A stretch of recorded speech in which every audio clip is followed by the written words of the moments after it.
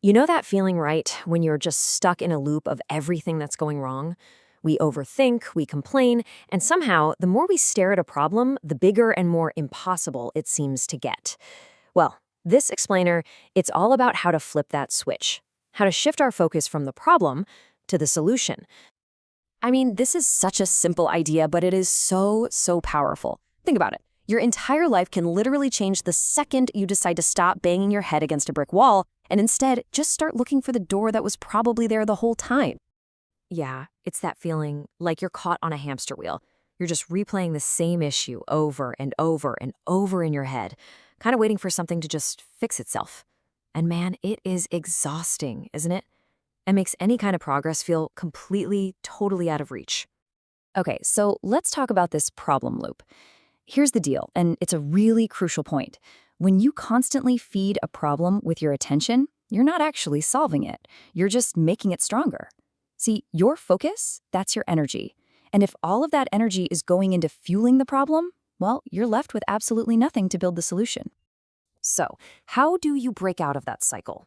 It all starts with our first pillar. You have to own your part. This is about making a decision right here, right now, to take full responsibility for your life from this moment forward. And let me be clear, this is not about blame. It's about reclaiming your power to change what happens next. I mean, let's look at the difference here. Blame, it's easy, right? You can blame your past, your boss, the system, whatever.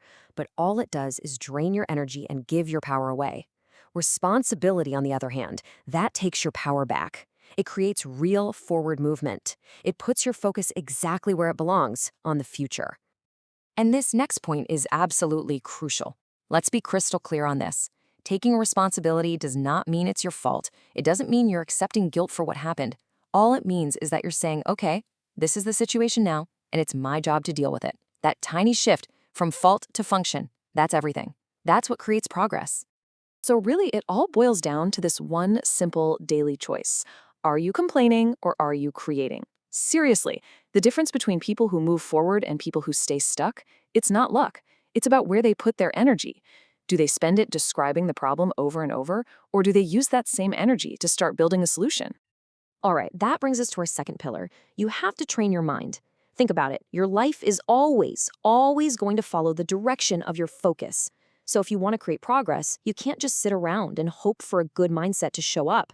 No, you have to actively train your mind to look for what's possible. You know, your focus is a skill. It's just like a muscle. The more you use it, the stronger it gets. And you can train it to see what's actually useful instead of just whatever's loud, broken, or feels urgent. So just take a second right now and ask yourself, where is my energy really going? Because I promise you, where your energy goes, your future follows. Now, one of the biggest energy drains out there is something called circular thinking. We've all done this. It's when your mind just replays the same worry, the same problem, endlessly. And the tricky part is, it feels like you're making an effort, right? It feels like you're working on it, but you're not actually moving forward. You're just spinning your wheels and blocking any real chance for clarity. Okay, so how do you break that loop? It's a simple three-step process. First, you just have to notice you're in it. That's half the battle. Second, interrupt the pattern. Do something physical. Get up, move your body, write the thought down on a piece of paper just to get it out of your head. And finally, step 3, ask a better question. Something like, what's one thing I can do about this right now? And here's why that pause is so important. Clarity doesn't come from chaos. It comes from calm. Think of it like this. You can't see the path ahead if you're stuck in the middle of a storm, right? You need to find some shelter first. Well, the same is true for your mind. You just can't make good decisions when you're in a state of panic or chaos. By building that little habit, just a small pause between a trigger and your reaction, you give yourself the space you need to think clearly and make choices that are thoughtful, not panicked. Okay, so that brings us to our final and maybe most important pillar, acting intentionally. Look, having a great mindset is the perfect starting point, but it's not the finish line. You have to translate that internal shift into real, external, forward-moving action. Because here's what happens when we wait. Fear feeds on delay. The longer you wait to act, the more time you give your imagination to just go wild. It'll take a small, totally manageable challenge and turn it into this giant monster in your head. Hesitation doesn't shrink fear. It just grows it. But action?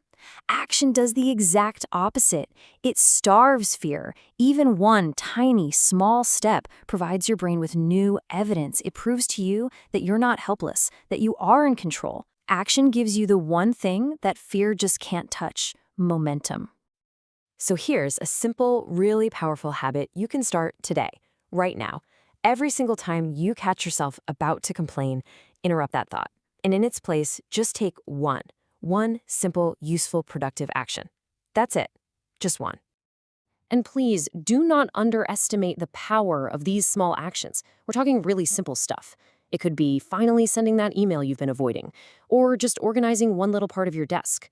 Maybe just drinking a glass of water to reset. The point isn't to solve the whole problem at once. It's just to shift your energy from describing what's wrong to actively doing something right. All right, so let's bring this all together. How do you make this a real, lasting habit? It all comes down to focusing on your next right step and turning the act of making progress into your new default setting. And you have to remember this: slow progress is still progress. Consistency is so much more important than speed. It's really easy to get discouraged when it feels like things are moving slowly, but listen, you're not stuck because you're slow. You're only stuck if you stop completely. Every single step forward, no matter how small it feels, is a win.